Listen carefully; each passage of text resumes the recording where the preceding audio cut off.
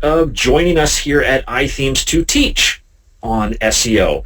In today's session, we're going to be looking at understanding off-page SEO. The chat room we're using is at ithemes.com/chat. That will be where the discussions take place. There will be several people who are following the chat room and can answer your questions and also pass those questions on to Rebecca. She won't be actually watching the chat room during the session, but when we have the Q&A time at the end of the lessons, I'm sure we'll be able to get more direct questions and answers. So without further ado, I just want to again thank Rebecca Gill for joining us here at iThemes. Turn it over to her, and I'm excited to learn a little bit more about this off-page SEO. Hello everyone, happy summer to all of you. I am thrilled it's summer because I live in Michigan and we relish the warm weather, and we're going to continue these webinars through the summer. And while I know it's going to be hard to attend because it's beautiful in many places throughout the world, do your best because we've got more stuff coming. So today's presentation and discussion is going to be about off-page SEO. Why it's important, what do you need to do with it, etc. So ranking on page 1 of Google or Bing requires a combination of both on-page and off-page SEO efforts. And they really are broken out into two different sections when you look at SEO tactics and techniques, and that's because they're just really handled in two different ways. A lot of people will focus on one over the other. In my earliest days of SEO, when I was first teaching myself the ins and outs and what to do, I focused heavily on off-page SEO. And I can't remember why. I don't know if it's things I read, but where I was really liking was on-page SEO. I didn't get the nuances of on-page, but I got off-page and I did it a lot, which that was great, although I couldn't rank well until I had both of them working in tandem together. And I will tell you, in today's world, I do more on-page than I do off-page, and it's because of the nature of our company and the fact that the on-page efforts that we do translates into more than just organic SEO. And honestly, that's a failure on my part because I really do need to put more effort and more emphasis on off-page SEO. But the point is no matter where you're at in your learning cycle or where you are at in your own techniques and tactics, I want you to keep in mind that you need both, and they're married together for successful efforts. It's important for you to know what off-page SEO is and why it's important and why it matters to the search engines. And that's one of the things that we're going to start with today. Google needs to understand who you are, and it wants to know why it should pay attention to what you do.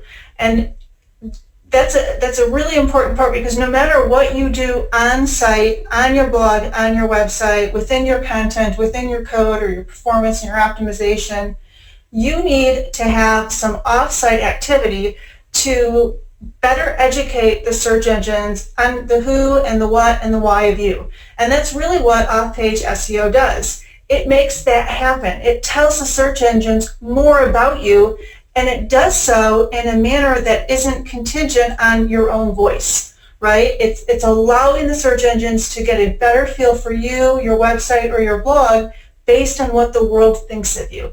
And that's really important, and it's hard to control, but it's definitely worth the efforts. So we have this as a separate webinar. I have this as a separate lesson within my SEO course because it is so important. For successful SEO to occur, and for whatever on-page efforts that you're doing with SEO, you have to have off-page activity to make anything happen, right? You can't, and I'm saying this more than once because I want to stress the fact that that's why we're going through this today. You can have fabulous on-page SEO, rock-solid performance for your server and your website, beautiful design, but if you don't have any off-site SEO going on, you're not going to be able to get organic ranking and organic traffic like you should. It's just not going to happen because it's like you're living in a bubble. And you have to step outside that bubble, and you need to make sure that the world knows who and what you are, and that's translated to the search engines. And once you do that, Then the search engines can marry up what they see on the on-page efforts that you're doing with those off-page efforts, and together they make a holistic SEO view for them so that they can really produce good ranking for you and your individual pieces of content. So good SEO is a variety of both. Again, you can't have one without the other. Off-page SEO really boils down to the search engines being able to understand the quality and the authority and the trust of you and your website or blog. That's what it's doing. It's giving indications to the search engines. Are you of quality? Are people talking about you? Do you have authority in your industry or your subject matter or the topic that you're talking about? Does anyone care that you exist? And you're basically trying to tell the search engines that yes, someone other than your mother reads your blog. Someone other than my daughter actually visits our website and cares about what we do at Web Savvy Marketing. Those off-page factors help make all that happen. It helps them give a better image of you and your content.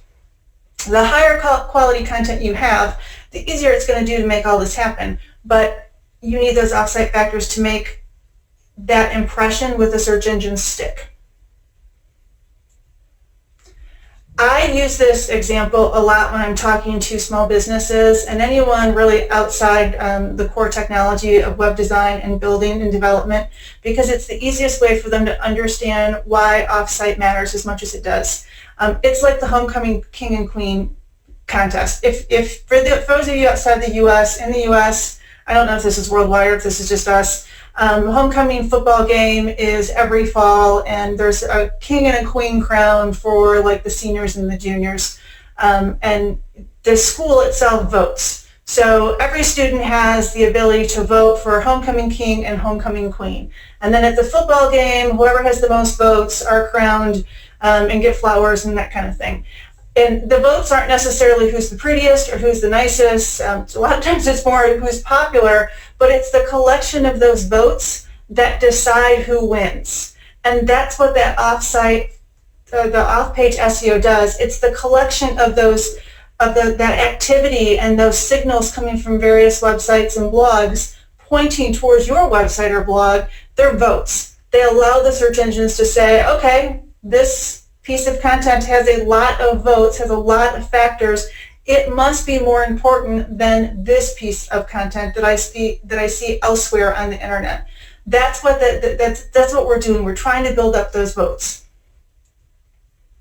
Off-site data points or off-site SEO, there's a variety of factors that are taken into account. Years and years ago, it was just about link building. It was just about those backlinks that you could create, and it's not that way anymore. It's much more diverse. So it involves things like brand mentions and citations. So not necessarily a link coming into my website, but a reference to my website URL. Doesn't need to be linked. It just needs to be the URL. Or a reference to my company name, Web Savvy Marketing, or our course site, DIY SEO Courses. Those are mentions and citations. Your social media profiles, the information you have in those profiles and the bios, and that it's connected to that link, your social media activity and what's shared and what you're talking about.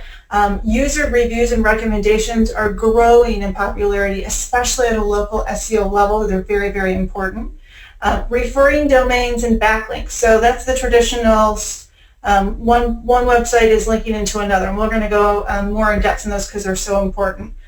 Local directories and individual profile listings at a local level, very important for off-page SEO for anybody who's like a small brick and mortar who serves a local geographical area. Very, very, very important.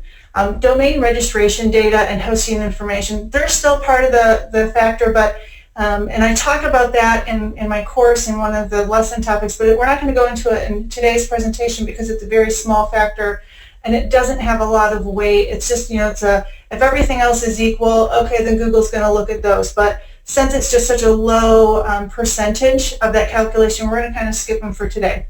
The one thing to note, though, for my pro tip is when you're building the offsite data points and that offsite SEO, remember that it's not just to the home page, because that's what a lot of people do. Your job as a marketer and your job as an SEO consultant is to make sure that you're building those data points up for the whole website.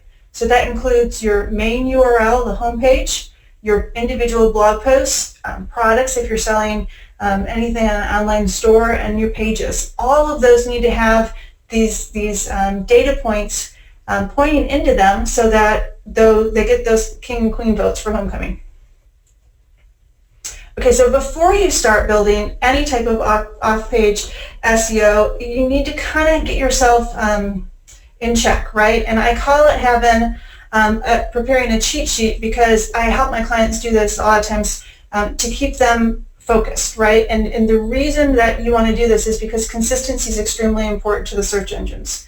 You want to make sure that you've got this cheat sheet so that you know exactly what you should be putting and you should be using on those offsite factors, whether it's social media profiles, it's a press release, it's a directory listing somewhere, it's a bio about you and your company on another website, it's a speaker bio. You want to make sure that your data is consistent.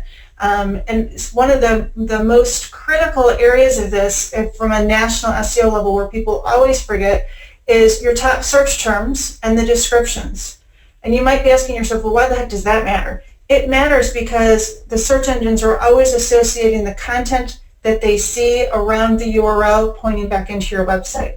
And for example, if I am speaking at a WordCamp and there is going to be a reference to our company or our URL or a link back into the site, I want to make sure my descriptions of me or our company include my top keywords, because that's going to help the website as a whole, and that's going to help the ranking of those keywords. It's a collective of that data, and again, that's an area that's many times overlooked. So this is why I'm telling you, when you're going to go into this, I want you to start with creating a cheat sheet for yourself with all of that information. Logo files or headshots, make sure you have those readily available. I keep like a little folder in my Mac for all this type of information. The contact information is important if you're local and you're trying to gain search traffic for a local area. That consistency, again, is really important so that they can associate your physical location with what you do. Phone number, notice I have a local area code. If you're focusing on the local, you need the local area code. 800 numbers are great, but the search engines like that, the area code, to be able to associate that with your geographical area. Consistency, single slide, because it's so important, and I don't want you to forget. I want this ingrained in your head. Consistency is very important to search engines. That's why I gave you the cheat sheet. That's why we started with it, because it helps make sure that those geographical references, those bios are all including the information that you need so that the search engines can help better understand you and your website or blog. Okay, so the next area I want to talk about is backlinks.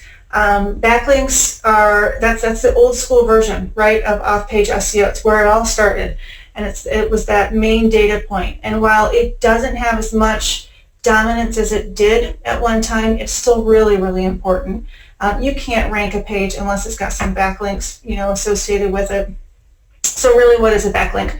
A backlink is simply just an inbound link. It's where a third-party website or blog is linking over to your website or your individual piece of content.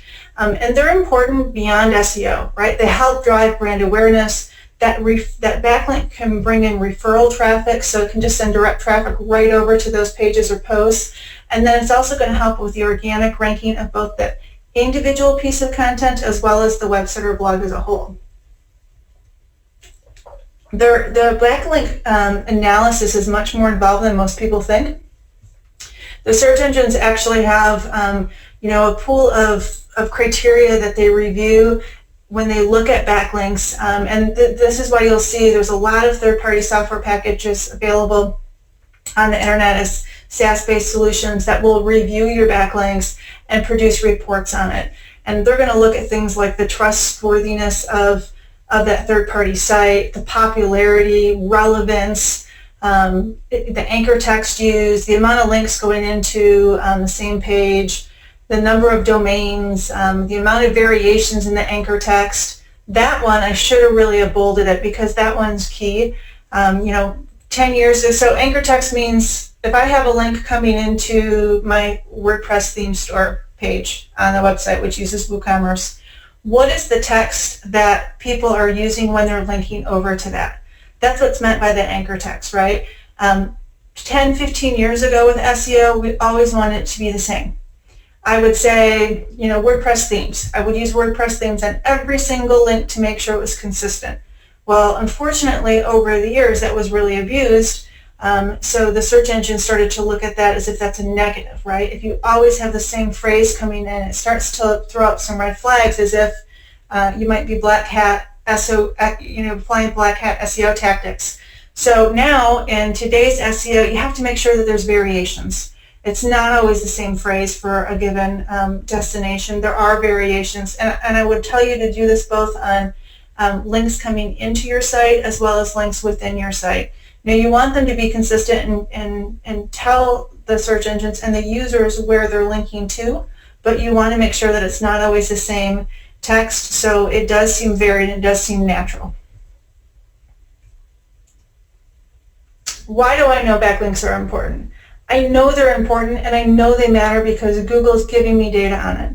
When we go into Search Console, which used to be called Webmaster Tools, one of the pieces of data that they give us, and there's a lot of data there, is the links coming into your site. They're showing us how many total links we have, who's linking, how many links per domain, what pieces of content have the most links, how many links do each of those pieces of content have.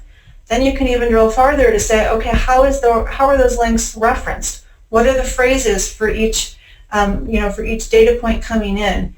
And because the search engines are telling us this type of information, and particularly Google, we know it's really important. So we know we have to pay attention to it. And I know that right now that a lot of you, if you're fairly knowledgeable in SEO, you're starting to think, okay, I should go in there. I'm afraid of what I'm going to see. Maybe there's some stuff I don't want to be there. Now do I have to disavow links? And disavowing links means that you're going to the search engines like Google and you're saying, I don't want you to take these incoming links as part of my SEO evaluation. I want you to remove them from your calculations and ignore them because I don't authorize them. I don't want them.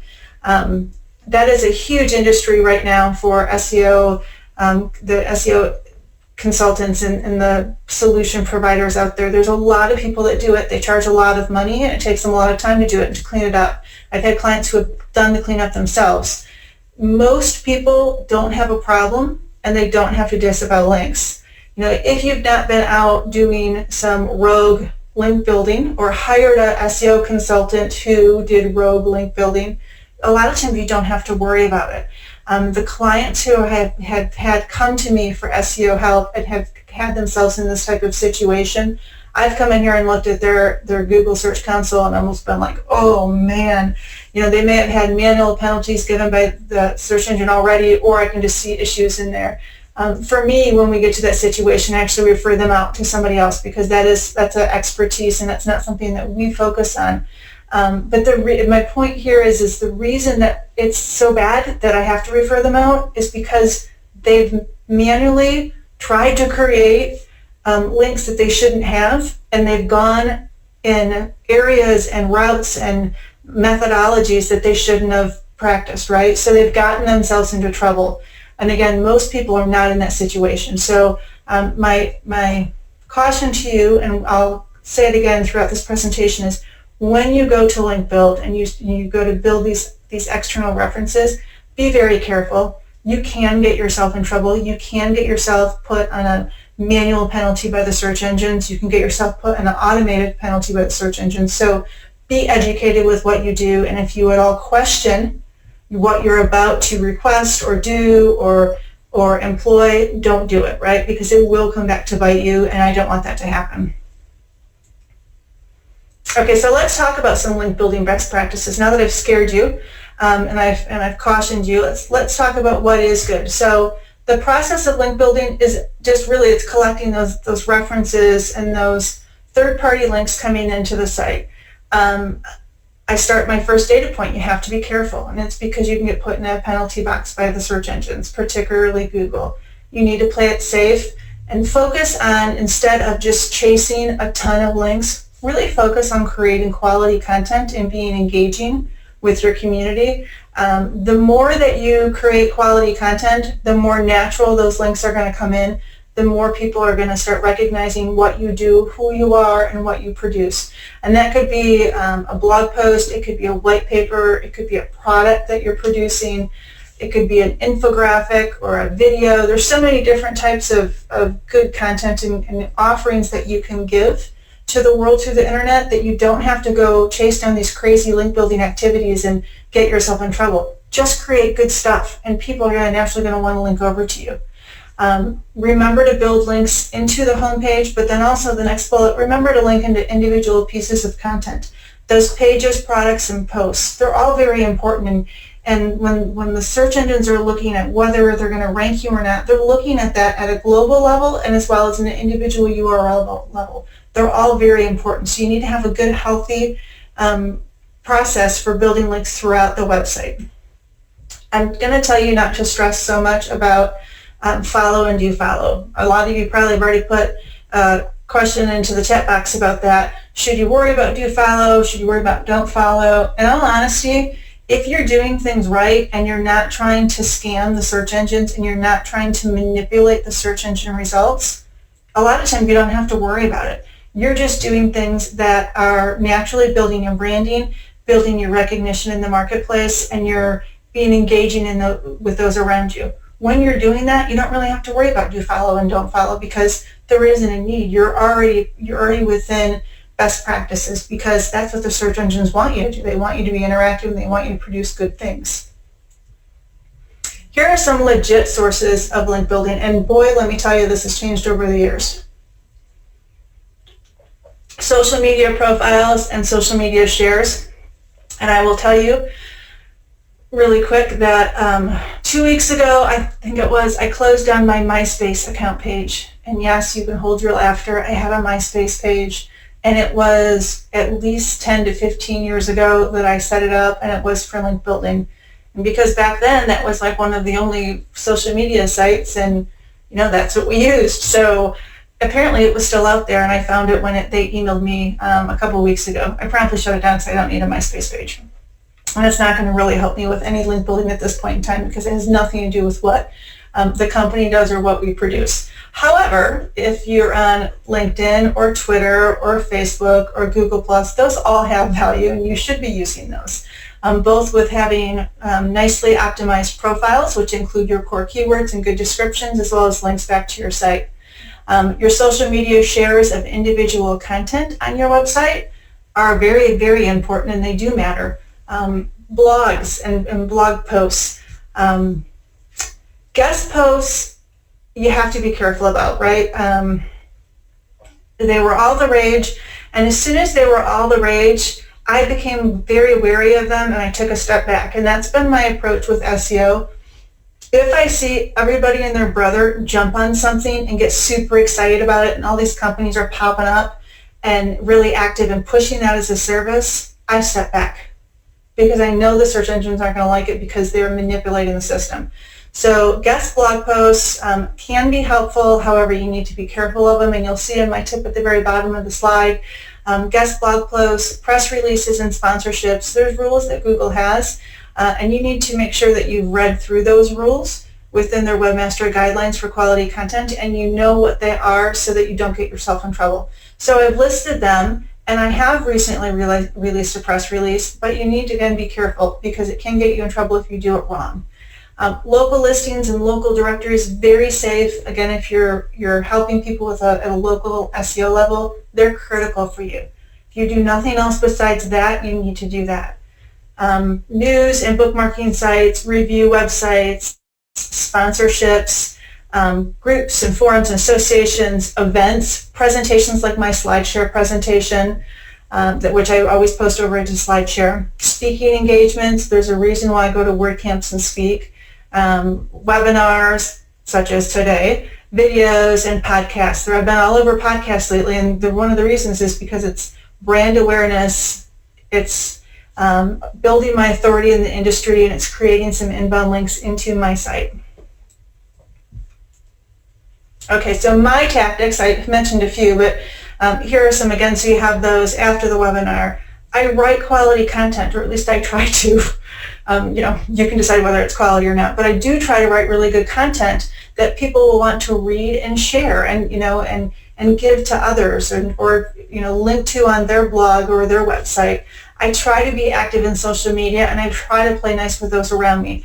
I don't have a lot of time to dedicate to social media, but I do jump on a couple of times a day to check out what's going on, and if I see something of value that someone else has been doing, I will reshare that, and I will be interactive. I will share my own content. I attend and or sponsor local and online events. I just spoke in Grand Rapids at a conference for university website design. I do a lot of online activity. I will go to WordCamps again. I've sponsored WordCamps, sponsored Pressnomics. I sponsor the local sports team. I just handed a check off today for a softball team.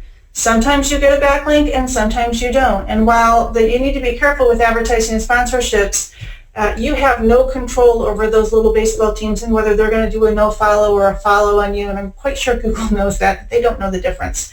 So, but they'll put your logo up on their website.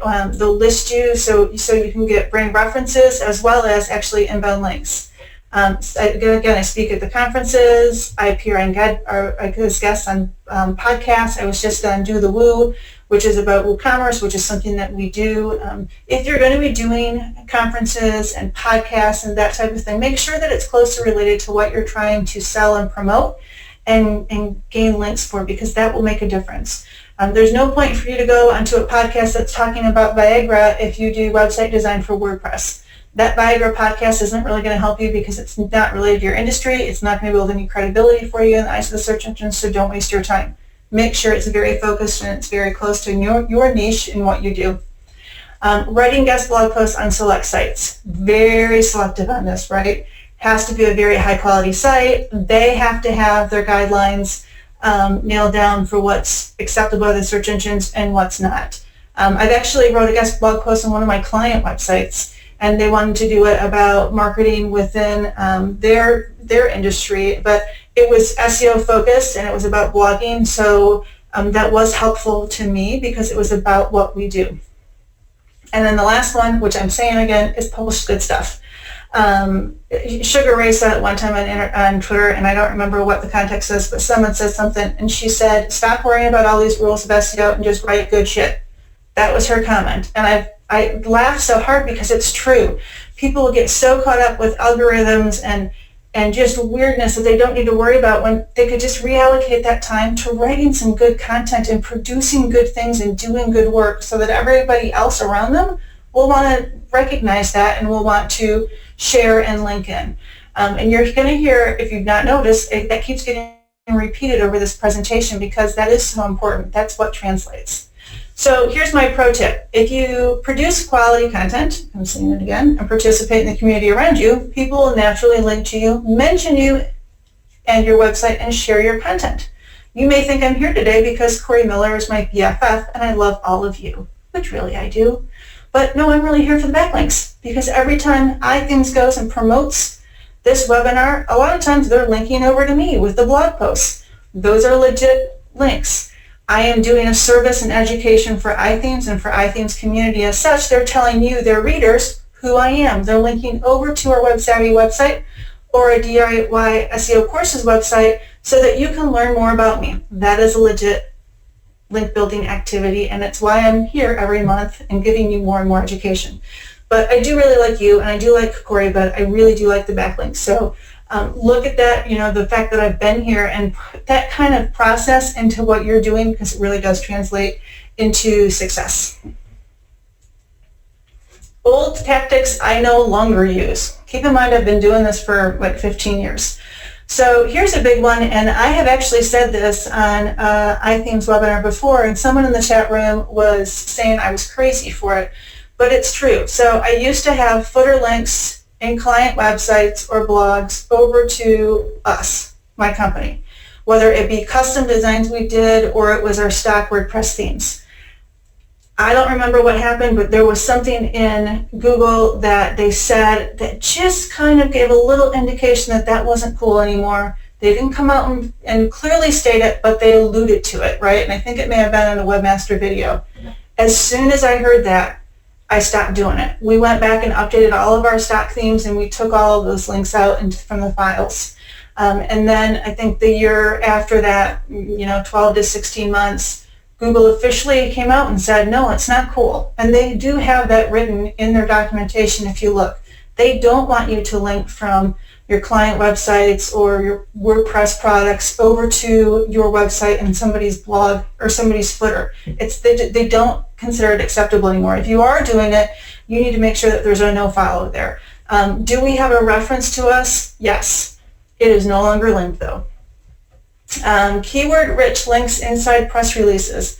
This was the rage when I was a marketer for ERP software. We would write a press release about our new product, and we would have inside that press release links to our cornerstone pages, and they were all, our focus keywords. That is no longer cool. It was cool 15 years ago, and it was acceptable 15 years ago.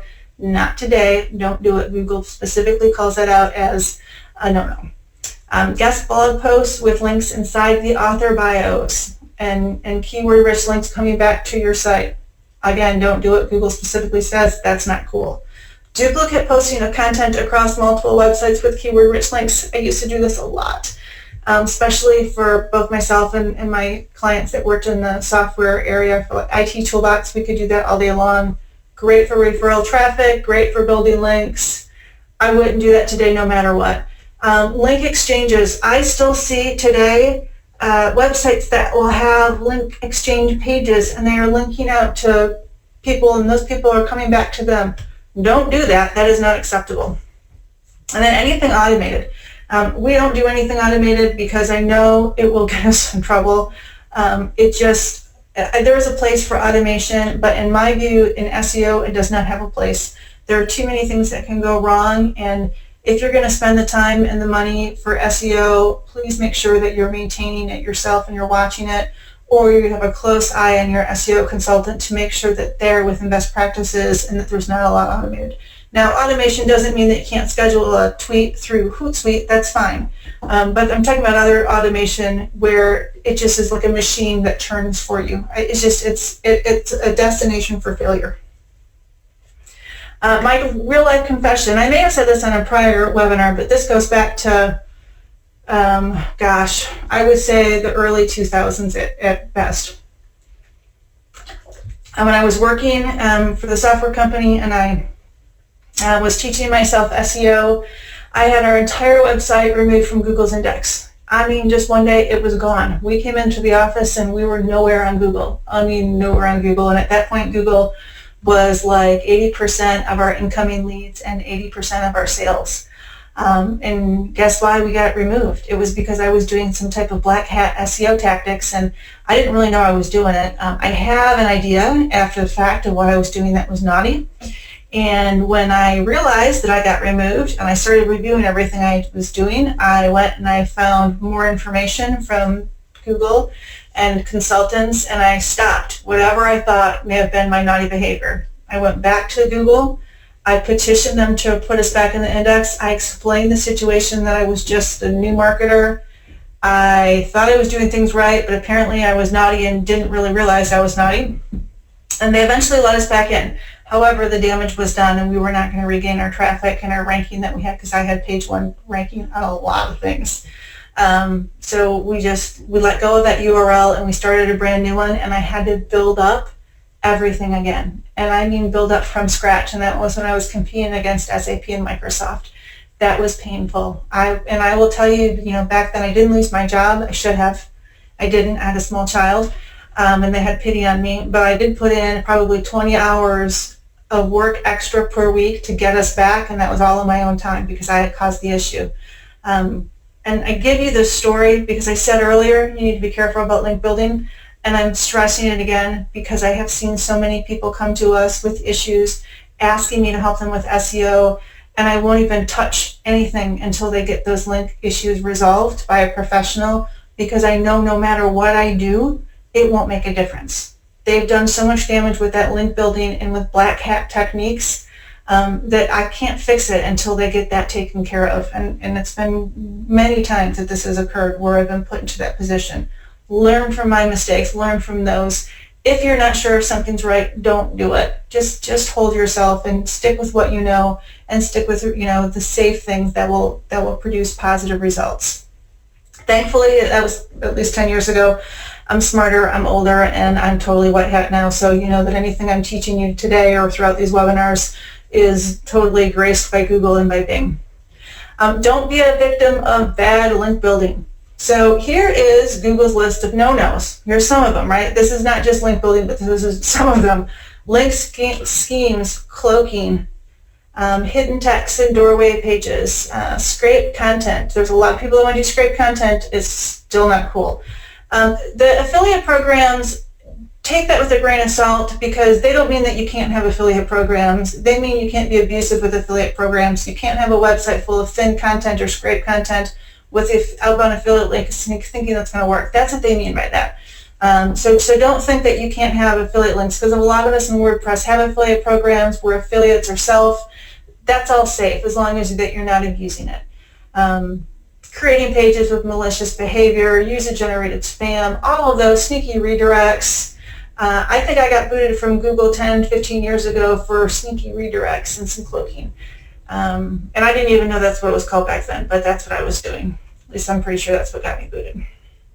So these next two slides, I have them here because these are exactly Google's words, right? So that's why it doesn't sound like it's me talking here or me writing here. These are straight from Google, and Google's talking a lot about PageRank. And even though PageRank, we can't even see PageRank anymore, it's still part of their process and their verbiage, so you'll see it here. But they're talking about link schemes and violations, right? And buying and selling links, and excessive link exchanges, and large-scale article marketing and guest blog post campaigns. These are Google's words, right? So if you heard me say earlier guest blog posting and you blew it off thinking I was being overly dramatic, I'm not. It's right here. Pay attention to this. Read through these after the presentation today so that you can really have a good idea of what's acceptable and what's not. Here's a few more. This is the press releases right there that I mentioned earlier. Keyword rich or hidden links and text. I still actually have clients who come to me, or potential clients, when we're talking about SEO and about website development and launching a new site. They ask if they can have some keywords on the page that aren't shown, right? That's hidden keywords. That will put you quickly into a penalty box with Google. And did I do that when I first started out? Oh, heck yeah, we all did. Because I guess back then everybody did it, or I just was stupid and young. I don't know. But don't do that now. And look there's the widely distributed links in the footer or templates of various sites. Still not good. Forum comments with optimized links in the post or signature. Now, there are a lot of SEO consultants, and there's a lot of website owners that will still do that, and they swear it helps their ranking, but those are people that are going to turn over sites, right? They work on a site, they build it up quickly, and then they ditch it because they know they're going to get in trouble. Don't do that. It's not acceptable. If you're helping someone, that's a different story. If you're helping them in a forum and you're giving them a link to someplace, that's great. But don't have that automation and those posts and all of those optimized links trying to manipulate Google and Bing. It just will not translate well for you. Here's my picture, just to stick it in your head. Be smart, you're going to find yourself in jail. Remember, this is what I felt like when I got completely booted from the index, and it took me just forever to get back in and get back ranked. That you are in jail. Can you imagine if you had 80% of your traffic and 80% of your leads and your revenue coming from a source that all of a sudden magically disappears? That's what's waiting for you if you don't go about link building and off-page SEO the right way. And I spent a lot of time on that in this presentation. It's because this is where you're going to get yourself in trouble. I don't want to educate you and allow you to go out there and fail. I want to make sure that I educate you, but I also really caution you, especially when it's a really dangerous area, because I view off-page SEO as very dangerous for people, and that's why I keep stressing it. Okay, so one of my last points is social media is critical in today's SEO. I have a lot of clients who do not want to do SEO, don't want to do social media, particularly businesses where they're accountants and they're lawyers and They're doctors. They say, we don't have time for it. We don't want any part of it. Well, that's great, but you're not going to rank. I can't rank you if you have no social presence, because that is part of the algorithm. It's part of the search engine's methodology of deciding if you're relevant in today's world, because people are on social media. You don't have to be a doctor on social media and have all of your patients as friends. That's not needed. What is needed is that your doctor's office, your practice, has a Facebook page, and that you share relevant information with those who like that page, which a lot of times it will be your clients, and they'll give you good reviews and they'll give you good responses. I have a client who I've had for, I think, since the year after we started the company, and their practice actually delivered my son. Nothing makes me happier than when I see their patients come onto the Facebook page and leave a message that says, thanks so much. It's a public message. You delivered Joe, and he's perfect, and he's an angel, and they're just giving all of these wonderful sayings. So there is goodness in social media. You may see a lot of negative, but there's a lot of goodness out there. So ignore your mom. Be the social butterfly. That was something my grandma always said, don't be a social butterfly. Ignore that. You need to be the social butterfly in today's world of internet marketing to be able to be successful. Here's why it matters. It is a direct impact on your ranking in the search engine results page. You can't be you can't be successful with SEO without being active in social media. It doesn't work.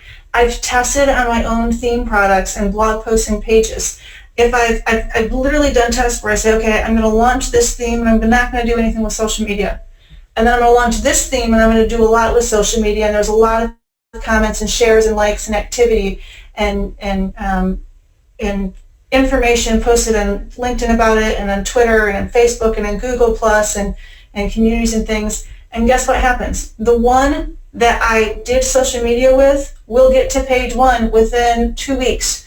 The one that I ignored and didn't do any social media with is still sitting on page 5, right? Because it is part of the algorithm. It makes a difference. Social media has replaced some, and I have that in bold, of the traditional link building activity that we used to do 10 to 15 years ago. It is important. It's important for both the website as a whole, the homepage, and the individual URLs. And it's not just have you shared that content, right, on Facebook on a page or on Twitter. It's how many comments have people made in connection with that link, and the likes and their shares. All of that counts, down to who actually is interacting and who do they have clout. Are they authoritative in your industry? All of that matters, and all of it's really critical to be able to have good ranking in SEO. Okay, so quickly I'm just going to go through some common mistakes that people have. The first one, is completely ignoring off-page, right? I have a lot of clients, and I even fall into this myself. I publish something great, and I totally forget off-site activity. You have to have both. You have to have good content with good on-page SEO, and then you have to follow it up with off-page SEO to make anything a success. So that's the first mistake, and you need to push through that. Push through the fear, push through the concern over time, and just make it happen, but do so in a safe way. The next one is jumping into link building without having good information. You've read a blog post from 5 years ago, you think you're knowledgeable, or you've hired an SEO consultant that showed up in your email that said that they were going to get you on page 1 of Google. Okay, those are red flags, right? Don't do that. Be educated. You're here today, which makes me happy, which means you want to learn and you're interested and you want to do the right things. So continue that knowledge before you actually jump fully into link building. Setting up social media profiles and forgetting them. This is something with our website design clients and SEO clients both. I have a social media profile, but I haven't checked it for a couple of years. I get a lot of stuff on LinkedIn, but I just never really accept any of those connections. I don't know any of those people. That's a mistake. You're ignoring social media, and you're ignoring really good, easy opportunities to increase your SEO. Only sharing other people's content on social media, or only sharing your own. Those are two ones. And I have, I've run into people who are literally paying a third-party social media consultant to actively have content on their Facebook page, and it is always somebody else's content, and nothing ever links back to their own website or blog. And they can't figure out why social media is not working, why they're not getting any return on their investment. Well, the reason they're not getting a return on their investment because there's nothing that interacts with their website or blog. It's not producing any ROI because there's no link building and there's no off-page SEO factored into that. It's just plain social media, and it's social media that's just it's not successful. The last one is talking to no one, where you've got social media profiles, you're posting your own content all the time, but you've only got 2 followers on Twitter. And if you're in our industry, you're probably laughing, you're thinking people don't do that, but people really do that. Businesses do that all the time. So you have to be interactive, you have to be engaging with others around you for things to work. Okay, so I am done with the slides that I wanted to present and the core information, and now that I've scared everybody about link building, I'm going to open the floor for some questions and answers, if we have any in the chat room that people would like to talk about. Well, this has been great. I know people have already been talking about they love some of those little cheat sheets and helps of the do's and the don'ts. And so there are a number of questions that popped up. One of them had to do with URL shorteners and links for that. Is that something that we should do, shouldn't do? Do we lose, quote, juice? Okay, so for those of you that don't know what link juice is, we've talked about that on my webinars before, and it always scares me because there's a lot of people that use that term incorrectly or pull it from an old blog post somewhere. So link juice just means that goodness of that third-party link coming into your site. It's the power is what they're referring to. So URL shorteners. Some URL shorteners will pass link juice and some will not. So you have to be careful with what you're using to make sure that it is going to actually pass that link juice, right? Because otherwise you're just doing referral traffic as opposed to helping your true off-page SEO factors. And if you actually notice, it's rare that I actually use a shortener.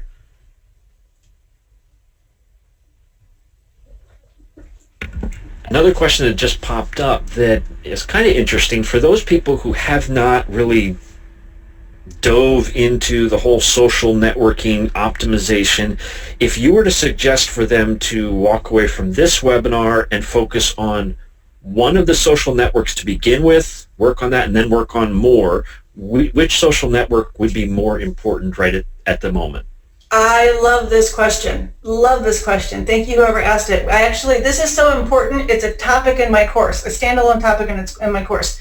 So the answer to that question is determined based on who you are and what you do, right? Not every social media site is going to fit for every type of website or blog. And here's kind of my rule of thumb. If you are selling from a business to business type of environment and that's your target market, you want to be on LinkedIn and you want to be on Twitter. You may be on Facebook, but it's not going to do a lot of conversions for you, right? But it's going to help with SEO. If you are business to consumer, so you're selling something to the average person, like the moms, the dads, the teens, you definitely want to be on Facebook because they're very active. If teen is your market, if you're selling to a 16-year-old and that's your target market, they're not barely on Facebook anymore. They're on Instagram, they're on Snapchat, and they're on Twitter. And I'm surprised at how many kids are on Twitter these days. So it really is going to depend. If you're targeting moms love Pinterest because it's visual. Some moms are on Instagram, lots of moms are on Facebook. If you're targeting senior citizens, they're all on Facebook because they're all stalking their kids and their grandkids. That's where you can, really translate to them.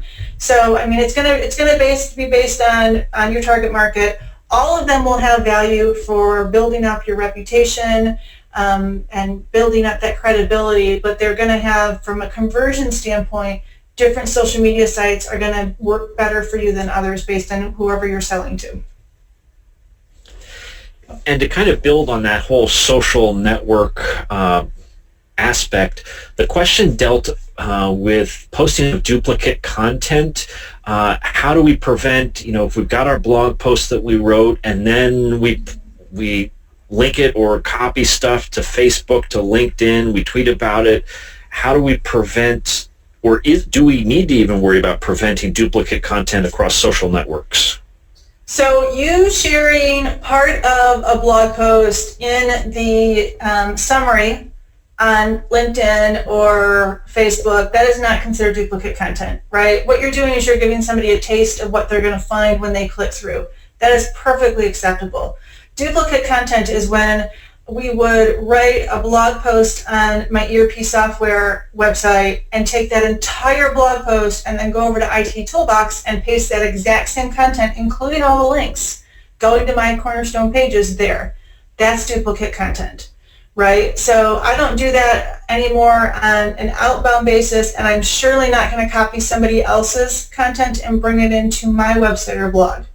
Will I pull references from it? Yes, I will say, and I do this all the time from SEO perspective, when I'm talking about SEO, because there's a lot of knowledgeable people in the marketplace, and I will say, here's a quote from blah, blah, blah, company or person, give their quote, but reference it, that's where it came from, right? That's not duplicate content either, because you're giving a acknowledgement of where that data came from, and it's just a small part of the overall content that you just published.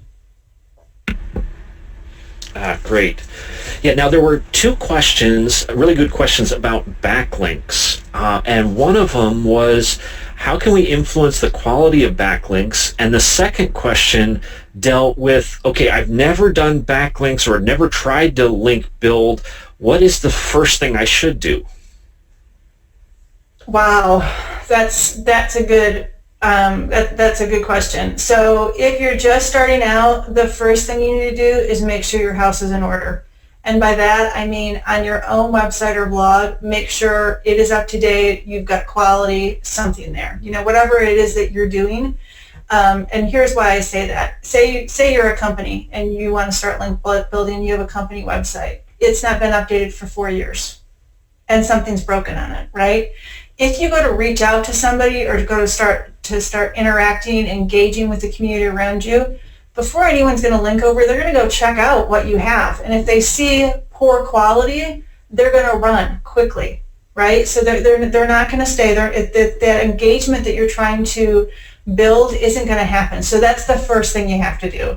And then the next thing I would do is I would start creating those social media profiles, making sure that you have a presence on the internet. I would start interacting with others in social media well before you try to start link building. Because people are going to want to see that you're engaged with your community, that you're active, that you're of quality, that other people actually acknowledge that you exist before they start linking into you. If you try just to go jump in and start emailing people to build links, it's not going to happen because you haven't cleaned up your house and you haven't built up a little bit of reputation in social media so that they can vet you and make sure that you're of quality. And talking about social networks, there's a bunch of people talking right now in the chat room. And again, if you joined us late, the chat room is at ithemes.com/chat, and you can drop your questions there. About YouTube, how important is it to use YouTube as a link building? I think YouTube is a wonderful tool, right? Both for link building as for just getting yourself into the search engine results page with those videos. YouTube's a Google property. I think it's the biggest search engine outside of Google because it's got so much content on it, and the world loves videos. I'm not a fan of videos, and I find it painful for me to be in video, but that's just me, right? If I had better capabilities and if I had better skill sets, we'd have videos everywhere because I think it's great for SEO and I think it's great for brand awareness and for building a reputation. So if you do have that capability and you can produce videos, power on, it will serve you well. And let me just offer, if there's any other questions, please put them in the chat room at ithemes.com/chat. I'm quick scanning through here. Pete has a great question. Are there legitimate things you can do through services like the Hoth, press releases, anything? Where should they go find how to do a press release properly? So here's an example.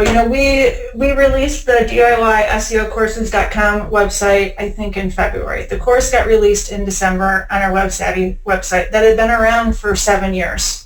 But because of affiliate relationships that I had to move the course to its own URL. I was starting from scratch, right? Brand new. No one had ever heard of it. The URL was brand new in February. I think it was February. but I've got to build some outside references coming into that URL. So I did a press release. It's a safe way, when you do it right, it's a safe way to build references of the URL and the references to the name DIY SEO courses. But I did not have any links inside the press release that were keyword rich over to, our courses, using any of those keywords that we're focused on. So press releases are safe. You're going to pay for a press release to get published. If you're not paying for the press release to get published, most likely you're not in a quality site. So they are safe, particularly for businesses. Just don't have any links inside the press release that are keywords over to destination pages for those keywords, because that will get you in trouble. There's a tool question that deals with maybe looking at off-site SEO. What do you think of WooRank versus Moz.com or something?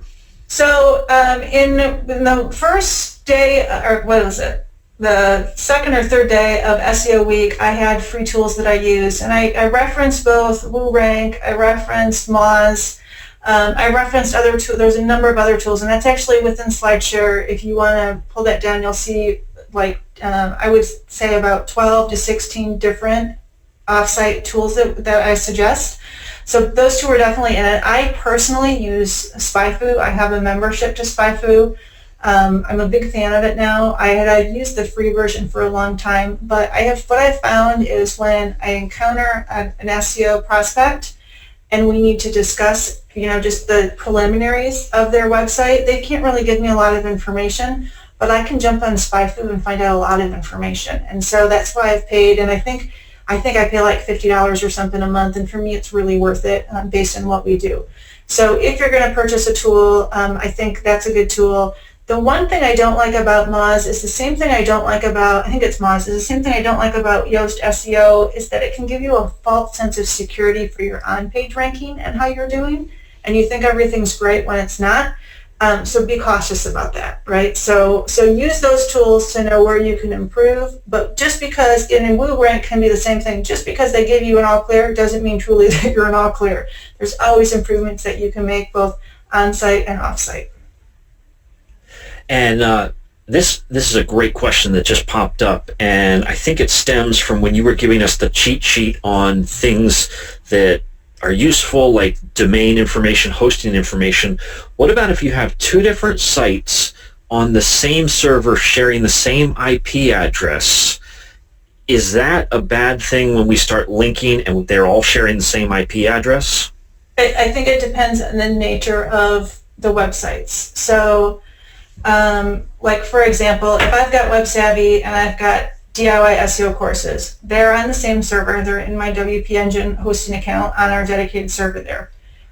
Do they have the same IP address? I honestly don't know. But because they're and the company owns both of them, is Google going to be upset that they're both there? No.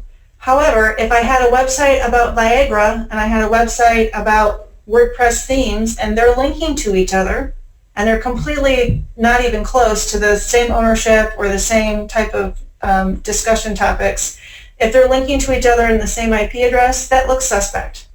That looks like it's a little bit of a scam.